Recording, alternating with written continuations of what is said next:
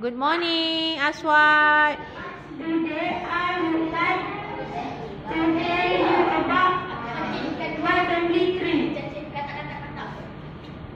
My father name is Muhammad Ismail Benderman. He Works as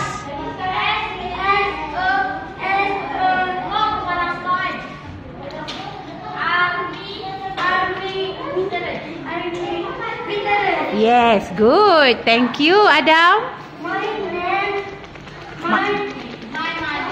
mother name is Rosita binti Isa. Okay.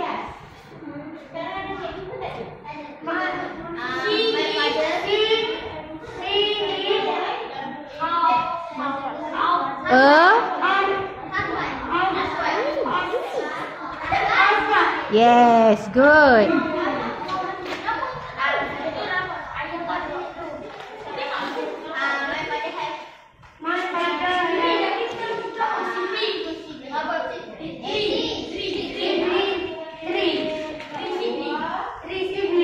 Okay.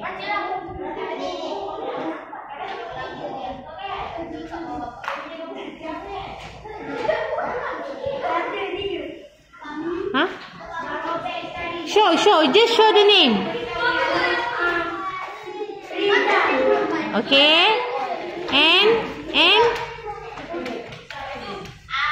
And the other one?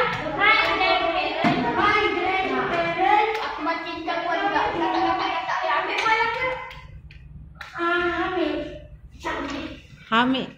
Oh, okay.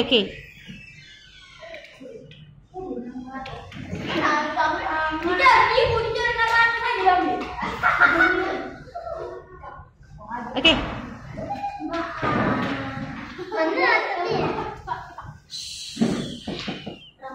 My mother's name.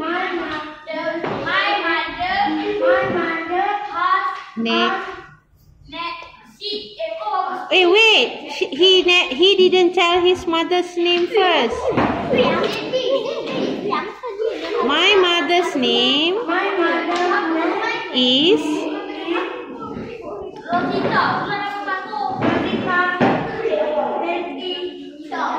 Okay, good.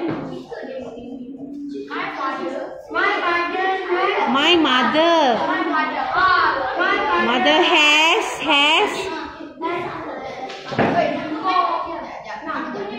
6 siblings.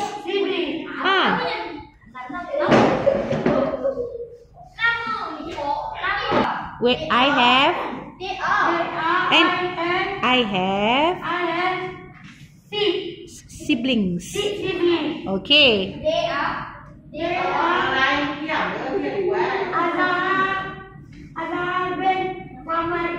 Okay.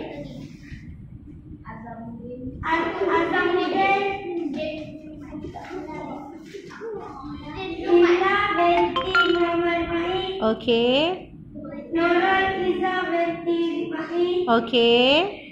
Nur Zahira bin Muhammad Faiz. Azrul Asad bin Muhammad Faiz. Who is Azra Aswad? Me. Yes. Okay. Give